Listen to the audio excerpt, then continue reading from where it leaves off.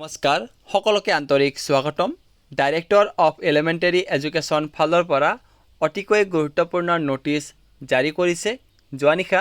LP UPৰ 5320টা পদৰ বাবে second provisional merit list প্ৰকাশ পাইছিল আৰু সেই সন্দৰ্ভত আজি গুৰুত্বপূৰ্ণ নোটিছ জাৰি কৰিছে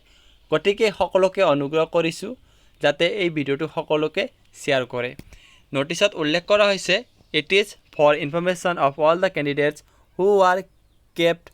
withheld in the second provisional merit list. আৰু এই নোটিছটো সেই সকলৰ কাৰণে যিসকলৰ নামটো আহিছে সেকেন্ড provisional merit listত কিন্তু withheld বুলি আহিছে গতিকে তেওঁলোকে কি কৰিব লাগিব that they are requested to attend a physical document verification অৰ্থাৎ তেওঁলোকে এতিয়া physical document verificationৰ কাৰণে আকৌ DE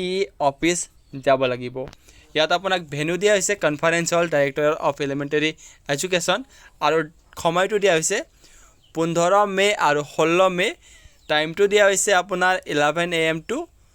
2 PM এইখিনি সময়ৰ ভিতৰত আপোনালোকে ডি অফিচত গৈ কিনে আপোনাৰ ফিজিক্যাল ডকুমেন্ট ভেৰিফিকেশন কৰাব লাগিব লগতে আপোনালোকে অৰিজিনাল ডকুমেন্টছ খিনি যিমানখিনি আছে গোটেইখিনি লৈ যাব লাগিব যদি আপোনালোকে তাতে উপস্থিত হ'ব নোৱাৰে তেতিয়া হলে আপোনাৰ যেটো এপ্লিকেশন হেতু কেনসেল কৰি দিব লাগিব তাৰ ওপৰত আপোনালোকে কোনো ধৰণৰ এগেইনষ্ট কৰিব নোৱাৰে আৰু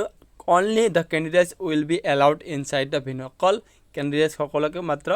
ভেন্যুৰ ইনসাইডত মানে এলাউ কৰিব সো এইখিনি আছিল আজিৰ যেটো নোটিছ গতিকে সকলোকে অনুৰোধ কৰিছো যাতে এই নোটিছটো সকলোকে শেয়াৰ কৰি দিয়ে